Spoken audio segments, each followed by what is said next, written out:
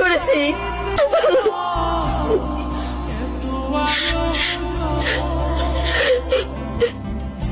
Your honour, বাস্তব চিত্র আপনার চোখের সামনে, যেটা আপনি দেখলেন এবং শুনলেন। বাকি বিবেচ্য বিষয় আপনার হাতে। প্রসিডন।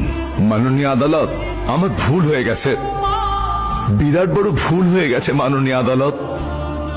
নাবিলার সাথে সম্পর্কের কথা সাইমা জানতে পারে। সাইমা নাবিলাকে ঘরে ডেকে এনে ইনসাল্ট করে। রাগে ক্ষোভে ও বাসা থেকে বেরোতেই অ্যাক্সিডেন্ট হয়, কিন্তু সেই অ্যাক্সিডেন্টে ও মারা যায়নি। এই নাবিলা আমাকে বাধ্য করেছে ওকে খুন করতে।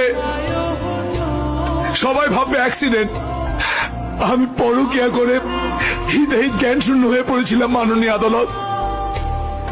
আমার সাজানো সুন্দর বাগান ধ্বংস হয়ে যায় এই পরকিয়ার কারণে মাননীয় আদালত। আমার ভুল হয়ে গেছে মাননীয় আদালত, আমার বড় ভুল হয়ে গেছে।